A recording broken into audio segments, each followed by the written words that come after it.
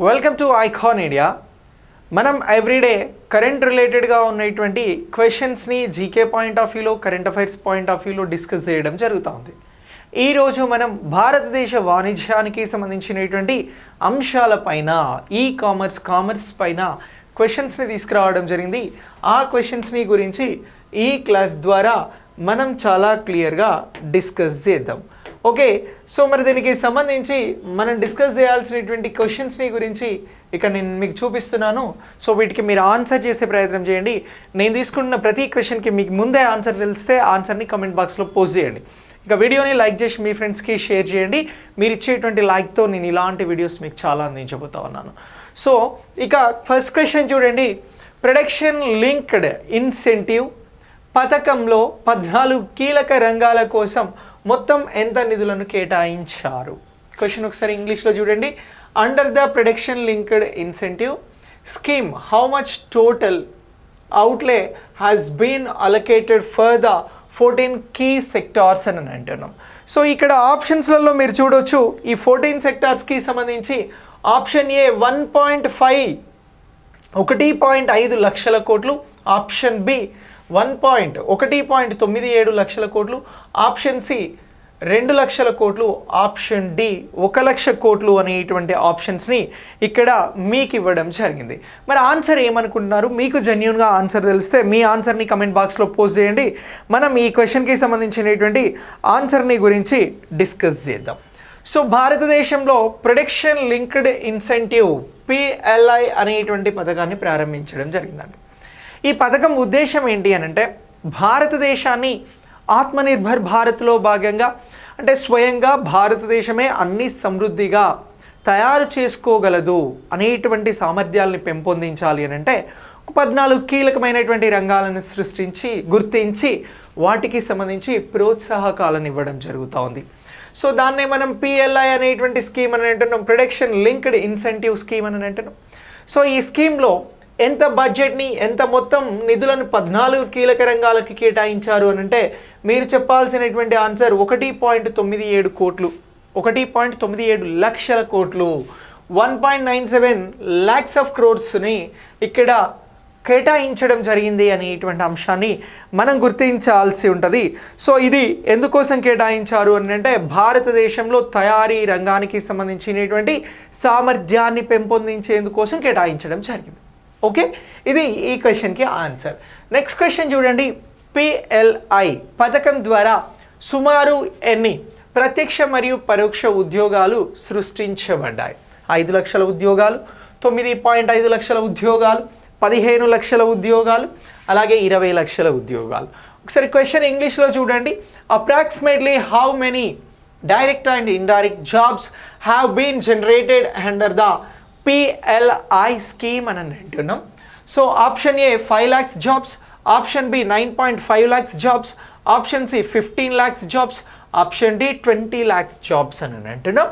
So మరి తీసుకునేటువంటి క్వశ్చన్స్కి సంబంధించి, ఈ క్వశ్చన్కి సంబంధించి ఎన్ని ఉద్యోగాలు ఇక్కడ ప్రత్యక్షంగా పరోక్షంగా తయారీ రంగంలో ప్రోత్సాహకాలను అందించేందుకు వచ్చినటువంటి PLI ద్వారా సృష్టించబడ్డాయి అని అంటే మీరు చెప్పాల్సినటువంటి జాబ్స్ సంఖ్య 9.5 లక్షల కోట్లు. Option B is the right answer అని గుర్తుంచుకోవాలి. 9.5 lakhs crores జాబ్స్ అనేవి ఇక్కడ సృష్టించబడ్డాయి. సో ఇలా ప్రత్యక్షంగా పరోక్షంగా, డైరెక్ట్గా ఇండైరెక్ట్గా ఈ జాబ్స్ అనేవి సృష్టించబడ్డాయి అనేటువంటి అంశాన్ని గుర్తించండి. ఇక ఇక్కడ 3 చూడండి. ప్రధానమంత్రి గతి శక్తి జాతీయ మాస్టర్ ప్లాన్ ఏ తేదీన ప్రారంభించబడింది? On which date was the PM గతి శక్తి నేషనల్ మాస్టర్ ప్లాన్ లాంచ్డ్ అని అంటున్నాం. 15 ఆగస్ట్ 2021, 2 అక్టోబర్ 2021, 13 అక్టోబర్ 2021, 26 జనవరి 2021. సో దీనికి సంబంధించి ప్రధానమంత్రి గతి శక్తి మాస్టర్ ప్లాన్ ఏ తేదీన ప్రారంభించబడింది అని అంటున్నాం. గతి శక్తి అనేది మనకి ఆగస్ట్ 15, 2021లో ప్రారంభించబడింది. కానీ ఇక్కడ మనల్ని అడుగుతున్నటువంటి ఆన్సర్ మాస్టర్ ప్లాన్ అనేది ఏ తేదీన ప్రారంభించబడింది అని అంటున్నాం. గతి శక్తిని తీసుకొస్తున్నాము అని ఆగస్ట్ 15న ప్రైమ్ మినిస్టర్ నరేంద్ర మోదీ గారు రెడ్ పోర్ట్ నుంచి మాట్లాడడం జరిగింది.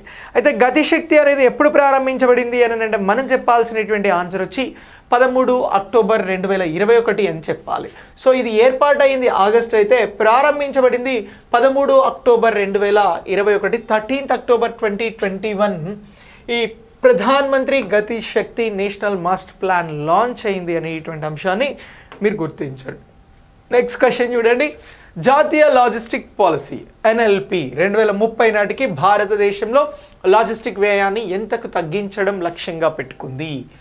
By 2030, what is the one of the key target of the national logistic policy regarding the cost of logistic in India అని అంటున్నాం. గ్లోబల్ బెంచ్ మార్క్తో సరిపోలడం, 10% తగ్గించడం, 5% తగ్గించడం, 15% తగ్గించడము అని అంటున్నాం.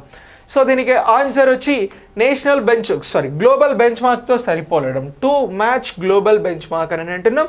ఇది రైట్ ఆన్సర్గా గుర్తుంచుకోవాలి. 2030 ప్రకారం జాతీయ national logistic policy 2030 target global bench mark ఏదైతే ఉందో దానితో సమానంగా లాజిస్టిక్ వ్యయాన్ని భారత్ తరపున సెట్ చేయాలి అని చెప్పేసి మన జాతీయ లాజిస్టిక్ పాలసీ టార్గెట్గా ఉంది అనేటువంటి అంశాన్ని గుర్తుంచుకోండి.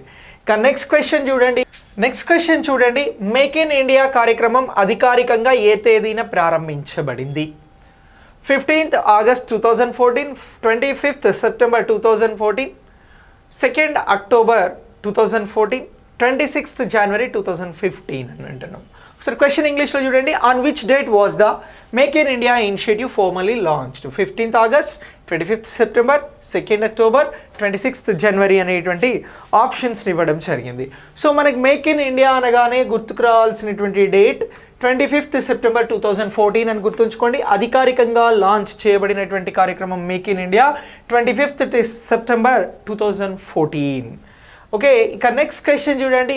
స్టార్టప్ ఇండియా కార్యక్రమం కింద మొత్తం ఎన్ని స్టార్టప్లు గుర్తింపు పొందాయి? How many startups have been recognised under the startup India initiative? 50,000, 1,49,000, అలాగే 2 లక్షలు అని అంటున్నాం. సో స్టార్టప్ ఇండియా కార్యక్రమంలో మొత్తం ఇప్పటివరకు గుర్తించబడినటువంటి స్టార్టప్స్ ఎన్ని అని చెప్పేసి క్వశ్చన్ వస్తే మనం చెప్పాల్సినటువంటి ఆన్సర్ వచ్చి 1,49,000, 1,49,000 స్టార్టప్స్ అనేవి భారతదేశంలో ఇండియాలో గుర్తించబడ్డాయి అనేటువంటి అంశాన్ని ఇక్కడ క్లియర్గా గుర్తుంచుకోండి. ఇక నెక్స్ట్ క్వశ్చన్ చూడండి. ఇక్కడ జన్ విశ్వాస్ చట్టం 2023 ఎన్ని కేంద్ర చట్టాలలో క్రిమినల్ నిబంధనలను డీక్రిమినలైజ్ చేయడం జరిగింది? క్వశ్చన్ ఒక్కసారి ఇంగ్లీష్లో చూడండి. The Jan Vishwas act 2023 decriminalized provisions in how many central acts అని అంటున్నాం? 20, 30, 42, 50 అని చెప్పేసి ఆప్షన్స్ ఇవ్వడం జరిగింది.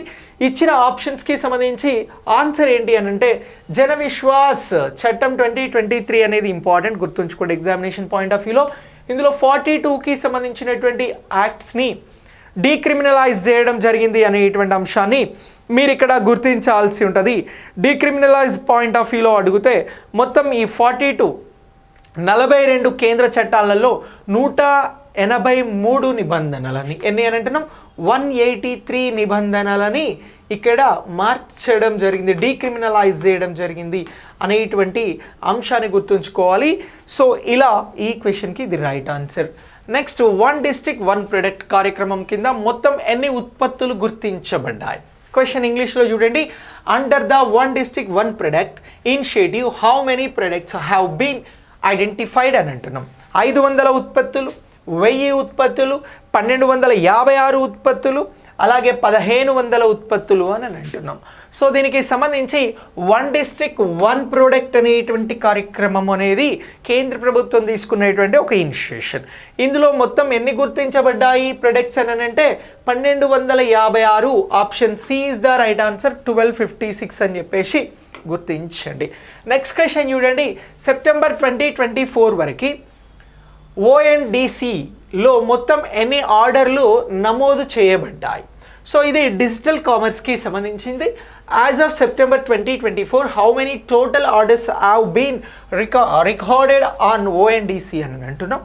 50 మిలియన్లు, 80 మిలియన్లు, 113.14 మిలియన్లు, 150 మిలియన్లు అనేటువంటి ఆప్షన్స్ని తీసుకోవడం జరిగింది.